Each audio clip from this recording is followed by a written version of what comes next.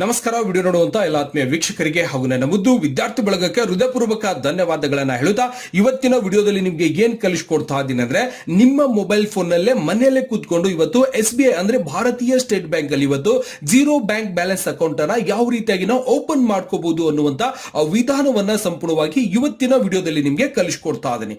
ಮೊದಲಿಗೆ ನಿಮ್ಮ mobile phone ನಲ್ಲಿ ಇರುವಂತಹ ಪ್ಲೇ ಸ್ಟೋರ್ ಗೆ ಹೋಗಿ ನೀವು ಕ್ಲಿಕ್ ಅನ್ನ ಮಾಡ್ಕೋಬೇಕು.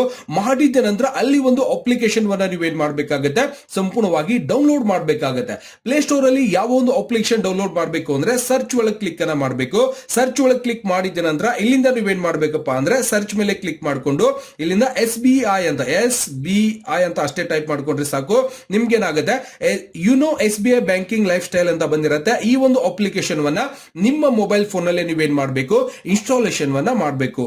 ಈ ಒಂದು ಮೊಬೈಲ್ ಅಪ್ಲಿಕೇಶನ್ ಮುಖಾಂತರ ನೀವೇನ್ ಮಾಡಬಹುದು, ಜೀರೋ ಬ್ಯಾಂಕ್ ಬ್ಯಾಲೆನ್ಸ್ ಅಕೌಂಟ್ ಇರುವಂತ ಒಂದು ಸೇವಿಂಗ್ ಅಕೌಂಟ್ ಅನ್ನ ಭಾರತೀಯ ಸ್ಟೇಟ್ ಬ್ಯಾಂಕಿಗೆ ಹೋಗದೇನೆ ನಿಮ್ಮ ಒಂದು ಮೊಬೈಲ್ ಫೋನ್ ನಲ್ಲೇ ನೀವು ಆನ್ಲೈನ್ ಮುಖಾಂತರ ಅರ್ಜಿಯನ್ನು ಸಲ್ಲಿಸೋ ಮುಖಾಂತರ ನೀವೇನ್ ಮಾಡಬಹುದು, ಒಂದು ಅಕೌಂಟ್ ಅನ್ನ ಓಪನ್ ಮಾಡ್ಕೋಬಹುದು. ತುಂಬಾ ಈಸಿ ಆಗಿರುತ್ತೆ. ಓಕೆನಾ? ಅವಾಗ ನೀವೇನ್ ಮಾಡಬೇಕು, ಇಲ್ಲಿಂದ ಓಪನ್ ಮೇಲೆ ಕ್ಲಿಕ್ ಅನ್ನ ಮಾಡ್ಕೊಳ್ಳೋಣ. ಮಾಡಿದ ನಂತರ ನಿಮ್ಗೆ ಇನ್ನೊಂದು ಪೇಜ್ ಕೂಡ ಸಂಪೂರ್ಣವಾಗಿ ಓಪನ್ ಆಗುತ್ತೆ.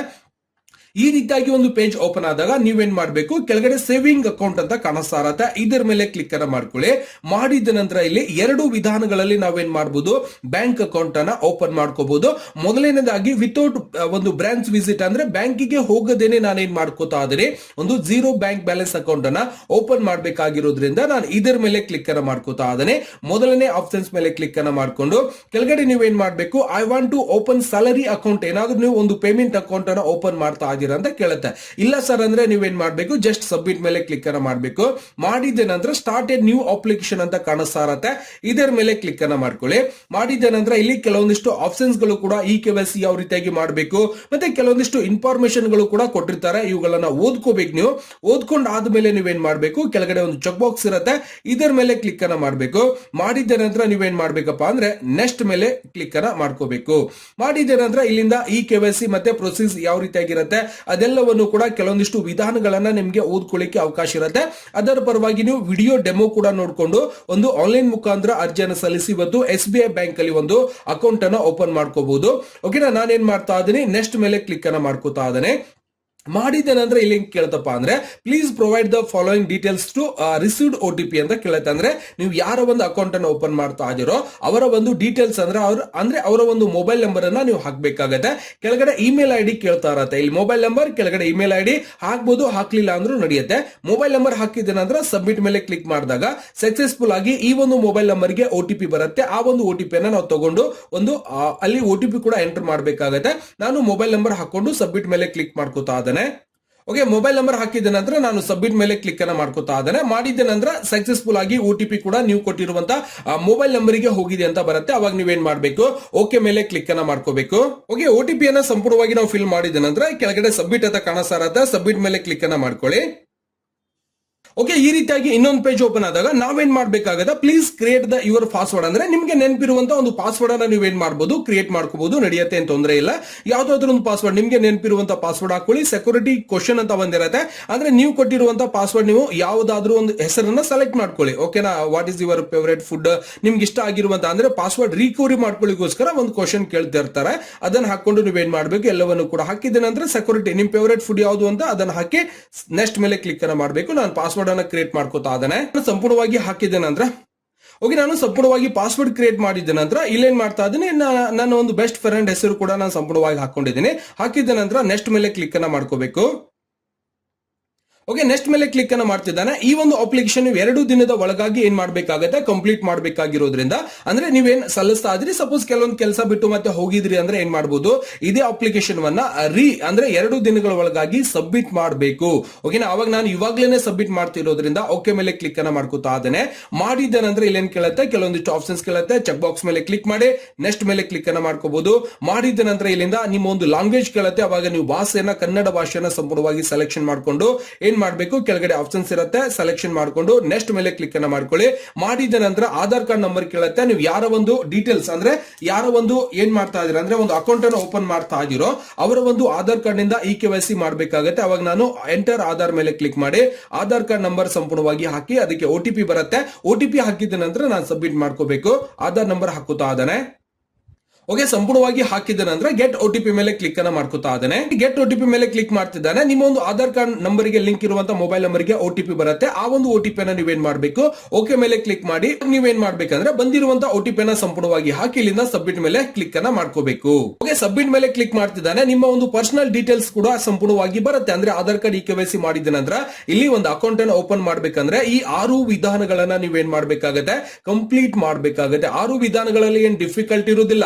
ನಿಮ್ಮ ಮಾಹಿತಿಯನ್ನೇ ಕೇಳುತ್ತೆ. ಮದುವೆ ಆಗಿರೋ ಇಲ್ಲೋ, ಏನ್ ಕಲಿತಾ ಇದ್ರಿ, ಎಜುಕೇಶನ್ ಏನು, ಮತ್ತೆ ನಿಮ್ಮ ನಾಮಿನಿ ಕೂಡ ಕೊಡಬೇಕಾಗತ್ತೆ. ಇದೆಲ್ಲವನ್ನು ಕೂಡ ಇಂಗ್ಲಿಷ್ ಅಲ್ಲಿ ಇರುತ್ತೆ. ಸ್ವಲ್ಪ ಬೇಸಿಕ್ ಆಗಿ ತಿಳ್ಕೊಂಡು ಸಮಾಧಾನದಿಂದ ನೀವೇನ್ ಮಾಡಬಹುದು, ಅಪ್ಲಿಕೇಶನ್ ಕಂಪ್ಲೀಟ್ ಆಗಿ ನೀವು ಒಂದು 6 ವಿಧಾನಗಳನ್ನ ಕಂಪ್ಲೀಟ್ ಮಾಡಿದ ನಂತರ ನಿಮ್ಮ ಒಂದು ಅಪ್ಲಿಕೇಶನ್ ಸಂಪೂರ್ಣವಾಗಿ ಸಕ್ಸಸ್ಫುಲ್ ಆಗ್ಬಿಡತ್ತೆ. ಓಕೆನಾ, ಇದೆಲ್ಲವನ್ನು ಕೂಡ ಕರೆಕ್ಟ್ ಆಗಿರೋದ್ರಿಂದ ನಾನು ನೆಕ್ಸ್ಟ್ ಮೇಲೆ ಕ್ಲಿಕ್ ಅನ್ನ ಮಾಡ್ಕೋತಾ ಇದ್ದೇನೆ. ನೆಕ್ಸ್ಟ್ ಮೇಲೆ ಕ್ಲಿಕ್ ಮಾಡಿದ ನಂತರ ಇಲ್ಲಿ ಏನ್ ಕೇಳತ್ತಪ್ಪ ಅಂದ್ರೆ ಕೆಲವೊಂದಿಷ್ಟು ಡೀಟೇಲ್ಸ್ ಕೇಳುತ್ತೆ. ಅಂದ್ರೆ ಇಲ್ಲಿ ಕೆಲವೊಂದಿಷ್ಟು ಡೀಟೇಲ್ಸ್ ಬಂದಿರುತ್ತೆ, ಇನ್ ಕೆಲವೊಂದಿಷ್ಟು ಡೀಟೇಲ್ಸ್ ಅನ್ನ ನೀವು ಆಡ್ ಮಾಡ್ಕೋಬೇಕು. ಇಲ್ಲಿ ಡಿಸ್ಟ್ರಿಕ್ಟ್ ಆಗಿರಬಹುದು, ಸಬ್ ಡಿಸ್ಟ್ರಿಕ್ಟ್ ಕೇಳುತ್ತೆ. ನೀವೇನ್ ಮಾಡ್ಬೇಕು, ಇಲ್ಲಿಂದ ಡಿಸ್ಟ್ರಿಕ್ಟ್, ನಿಮ್ಮ ಡಿಸ್ಟ್ರಿಕ್ಟ್ ಯಾವ್ದಿದೆ, ನಿಮ್ಮ ಒಂದು ವಿಲೇಜ್ ಅಂದ್ರೆ ಯಾವ ಊರಿಂದ ಇದ್ದೀರಾ ಅದನ್ನು ಕೂಡ ಸಂಪೂರ್ಣವಾಗಿ ಹಾಕೋಬೇಕು. ನಾನು ಹಾಕೋತಾ ಇದ್ದೇನೆ. ಇದರಲ್ಲಿ ಯಾವ್ದನ್ನು ಮಿಂಚ್ ಇತ್ತು ಅದನ್ನ ಹಾಕಿ ನಾನು ಚೆಕ್ ಬಾಕ್ಸ್ ಮೇಲೆ ಕ್ಲಿಕ್ ಮಾಡ್ಕೊಂಡು ನೆಕ್ಸ್ಟ್ ಮೇಲೆ ಕ್ಲಿಕ್ ಅನ್ನ ಮಾಡ್ಕೋತಾ ಇದ್ದೇನೆ. ಮೇಲೆ ಕ್ಲಿಕ್ ಮಾಡಿದ ನಂತರ ಇಲ್ಲಿಂದ ಕರೆಸ್ಪಾಂಡಿಂಗ್ ಡೀಟೇಲ್ಸ್ ಅಂತ ಕೇಳುತ್ತೆ. ನಿಮ್ಮ ಒಂದು ಅಡ್ರೆಸ್ ಕೇಳುತ್ತೆ. ಯಾವುದೇ ರೀತಿಯಿಂದ ಕರೆಸ್ಪಾಂಡಿಂಗ್ ಡೀಟೇಲ್ಸ್ ಇಲ್ಲ ಅಂದ್ರೆ ನೀವೇನ್ ಮಾಡ್ಬೇಕು, ಇವೆರಡು ಚೆಕ್ ಬಾಕ್ಸ್ ಗಳನ್ನ ಕ್ರಿಯೇಟ್ ಮಾಡ್ಕೊಂಡು ಇಲ್ಲಿ ಕೇಳುವಂತ ಅಡ್ರೆಸ್ ಅನ್ನ ಅಂದ್ರೆ ನಿಮ್ಮ ಒಂದು ಅಡ್ರೆಸ್ ಅನ್ನ ಸಂಪೂರ್ಣವಾಗಿ ಇಲ್ಲಿಂದ ಹಾಕೋಬೇಕಾಗಿರುವಂತದ್ದು. ಸಂಪೂರ್ಣವಾಗಿ ಅಡ್ರೆಸ್ ಹಾಕಿದ್ಮೇಲೆ ನೆಕ್ಸ್ಟ್ ಮೇಲೆ ಕ್ಲಿಕ್ ಅನ್ನ ಮಾಡ್ಕೋಬಹುದು. ಓಕೆ, ಸಂಪೂರ್ಣವಾಗಿ ಮೇಲ್ಗಡೆ ಕರೆಸ್ಪಾಂಡಿಂಗ್ ಅಡ್ರೆಸ್ ಹಾಕಿದ ನಂತರ ನೀವು ಏನ್ ಮಾಡ್ಬೇಕು, ನೆಕ್ಸ್ಟ್ ಮೇಲೆ ಕ್ಲಿಕ್ ಅನ್ನ ಮಾಡಬೇಕು. ನೆಕ್ಸ್ಟ್ ಮೇಲೆ ಕ್ಲಿಕ್ ಮಾಡಿದ ನಂತರ ಓಕೆ ಮೇಲೆ ಕ್ಲಿಕ್ ಅನ್ನ ಮಾಡ್ಕೊಳ್ಳಿ. ಓಕೆ ಮೇಲೆ ಕ್ಲಿಕ್ ಮಾಡಿದ ನಂತರ ಇಲ್ಲಿಂದ ಪರ್ಸನಲ್ ಡೀಟೇಲ್ಸ್ ಕೇಳುತ್ತೆ. ಅಂದ್ರೆ ನಿಮ್ಮೊಂದು ಪ್ಯಾನ್ ಕಾರ್ಡ್ ಡೀಟೇಲ್ಸ್ ಅನ್ನ ಸಂಪೂರ್ಣವಾಗಿ ಕೇಳುತ್ತೆ. ಎಂಟರ್ ಯುವರ್ ಪಿನ್ ಮತ್ತೆ ಪ್ಯಾನ್ ಕಾರ್ಡ್ ಅಲ್ಲಿ ಇರುವ ಹಾಗೆ ಹೆಸರನ್ನ ಸಂಪೂರ್ಣವಾಗಿ ನೀವು ಮೆನ್ಷನ್ ಮಾಡಬೇಕು. ಅಂದ್ರೆ ಎರಡನೇ ಸ್ಟೆಪ್ ಗೆ ನಾವು ಬಂದಿವಿ. ಇವು 3 ಸ್ಟೆಪ್ ಗಳನ್ನ ನಾವು ಕಂಪ್ಲೀಟ್ ಮಾಡಬೇಕಾಗಿರುವಂತದ್ದು. 3 ಸ್ಟೆಪ್ ಗಳೇನು ಡಿಫಿಕಲ್ಟ್ ಇರುವುದಿಲ್ಲ, ಬಹಳಷ್ಟು ಈಸಿಯಾಗಿ ನೀವೇನ್ ಮಾಡಬಹುದು, ಇಲ್ಲಿ ಕೇಳುವಂತ ಮಾಹಿತಿಗಳನ್ನ ಸಂಪೂರ್ಣವಾಗಿ ಈಸಿಯಾಗಿ ಎಂಟರ್ ಮಾಡ್ಕೋಬಹುದು. ನಾನು ಪ್ಯಾನ್ ಕಾರ್ಡ್ ಡೀಟೇಲ್ಸ್ ಮತ್ತೆ ಪ್ಯಾನ್ ಕಾರ್ಡ್ ನಂಬರ್ ಅನ್ನ ಸಂಪೂರ್ಣವಾಗಿ ಇಲ್ಲಿಂದ ಹಾಕಿ ಸಬ್ಮಿಟ್ ಮೇಲೆ ಕ್ಲಿಕ್ ಅನ್ನ ಮಾಡ್ಕೋತಾ ಇದ್ದೀನಿ. ಅಂದ್ರೆ ನೆಕ್ಸ್ಟ್ ಮೇಲೆ ಕ್ಲಿಕ್ ಅನ್ನ ಮಾಡ್ಕೋತಾ ಇದ್ದೇನೆ. ಓಕೆ, ಸಂಪೂರ್ಣವಾಗಿ ನಾನು ಡೀಟೇಲ್ಸ್ ಅನ್ನು ಹಾಕಿದ ನಂತರ ನೆಕ್ಸ್ಟ್ ಮೇಲೆ ಕ್ಲಿಕ್ ಅನ್ನ ಮಾಡ್ಕೋತಾ ಇದ್ದೇನೆ.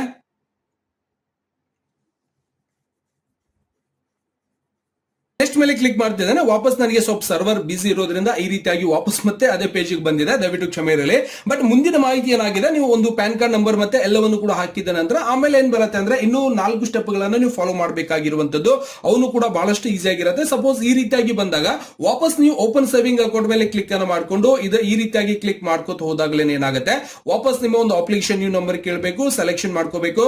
ಅದಾದ ನಂತರ ನೀವೇನ್ ಮಾಡಬಹುದು, ನೆಕ್ಸ್ಟ್ ಮೇಲೆ ಕ್ಲಿಕ್ ಮಾಡಿ ಜಸ್ಟ್ ನಿಮ್ಮ ಮೊಬೈಲ್ ನಂಬರ್ ಹಾಕಿದ ನಂತರ ಆಟೋಮೆಟಿಕ್ ಆಗಿ ಏನ್ ಬರುತ್ತೆ, ನಿಮ್ಮ ಒಂದು ಆಗ್ಲೇ ಕೊಟ್ಟಿರುವಂತಹ ಪಾಸ್ವರ್ಡ್ ಅಂದ್ರೆ ನೀವೇನ್ ಆಗ್ಲೇ ಒಂದು ಪಾಸ್ವರ್ಡ್ ಕೊಟ್ಟಿದ್ದೀರೋ ಅದೇ ಒಂದು ಪಾಸ್ವರ್ಡ್ ಅನ್ನ ಹಾಕೊಂಡು ನೀವೇನ್ ಮಾಡಬಹುದು, ಇಲ್ಲಿಂದ ನೀವು ಜಸ್ಟ್ ಮೊಬೈಲ್ ನಂಬರ್ ಹಾಕಿ OTP ತಗೊಂಡ್ರೆ ಹೇಳ್ಕೊಡುತ್ತೆ. ಆಲ್ರೆಡಿ ನೀವು ಮೊಬೈಲ್ ನಂಬರ್ ಹಾಕಿ ರಿಜಿಸ್ಟ್ರೇಷನ್ ಮಾಡಿ ಪಾಸ್ವರ್ಡ್ ಇದೆ ಅದನ್ನ ಹಾಕೊಳ್ಳಿ ಅಂತ ಬರುತ್ತೆ. ಸಪೋಸ್ ನಾನು ತೋರಿಸ್ಕೊಡ್ತೀನಿ ನೋಡಿ. ಇಲ್ಲಿಂದ ನಾನು ಮೊಬೈಲ್ ನಂಬರ್ ಹಾಕಿದ ನಂತರ ಸಬ್ಮಿಟ್ ಮೇಲೆ ಕ್ಲಿಕ್ ಅನ್ನ ಮಾಡ್ಕೊತೇನೆ. ಅದು ಆಟೋಮೆಟಿಕ್ ಆಗಿ ಹೇಳ್ಕೊಡುತ್ತೆ ಆಲ್ರೆಡಿ ನಿಮ್ಮ ಒಂದು ಮೊಬೈಲ್ ನಂಬರ್ ರಿಜಿಸ್ಟ್ರೇಷನ್ ಆಗಿದೆ, ರೀಸೂಮ್ ಮಾಡ್ಕೊಳ್ಳಿ ಅಂತ ಬರುತ್ತೆ. ಅವಾಗ ಓಕೆ ಮಾಡ್ಕೊಂಡು ನೀವು ಕೊಟ್ಟಿರುವಂತಹ ಆಗ್ಲೇ ಮೊಬೈಲ್ ನಂಬರ್ ಹಾಕೊಳ್ಳಿ. ನೀವು ಅಪ್ಲಿಕೇಶನ್ ಪಾಸ್ವರ್ಡ್ ಏನ್ ಆಗ್ಲೇ ಕೊಟ್ಟಿದ್ದೀರೋ ಅಂದ್ರೆ ನಾನು ಹೇಳಿದೆ ಯಾವ್ದಾದ್ರು ನಿಮಗೆ ನೆನಪಿರುವಂತ ಪಾಸ್ವರ್ಡ್ ಹಾಕೊಳ್ಳಿ ಅಂತ ಹೇಳಿ ಅದೇ ಪಾಸ್ವರ್ಡ್ ಹಾಕಿ ನೀವು ರೀನೇಮ್ ಮೇಲೆ ಕ್ಲಿಕ್ ಅನ್ನ ಮಾಡಿದ್ರೆ ನೀವೇನ್ ಮಾಡಬಹುದು, ವಾಪಸ್ ಮತ್ತೆ ಎಲ್ಲಿಂದ ಬಂದಾಗಿರುತ್ತೆ ಅಲ್ಲಿಂದಾನೇ ನೀವೇನ್ ಮಾಡಬಹುದು, ಅಪ್ಲಿಕೇಶನ್ ವನ್ನ ಕಂಟಿನ್ಯೂ ಮಾಡಿಕೊಂಡು ಸಂಪೂರ್ಣವಾಗಿ ಅಪ್ಲಿಕೇಶನ್ ವನ್ನ ಫಿಲ್ ಮಾಡ್ಕೋಬಹುದು.